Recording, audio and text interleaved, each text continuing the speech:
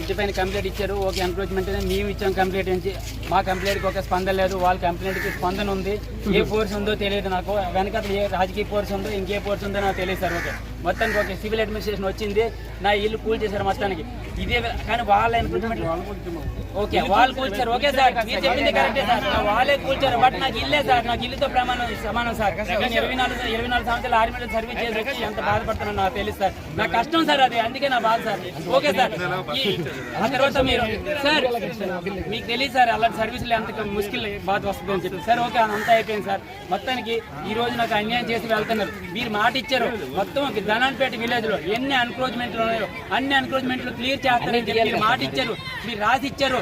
అందుకని చెప్పి మేము ఊరుకోవాల్సి వచ్చింది. లేదు నా ప్రాణం అక్కడ ఇడిచిద్దున ఏదో జరగవలసింది జరుగుతుంది. మీరు మాట ఇచ్చారు కాబట్టి సార్ నేను ఫైనల్ గా చెప్పాల్సింది, మీకు వార్నింగ్ ఇవ్వట్లేదు బస్ సార్. అందరు రిక్వెస్ట్ చేస్తున్నాం, టోటల్ గా ఎంతమంది అయితే ధనాన్ని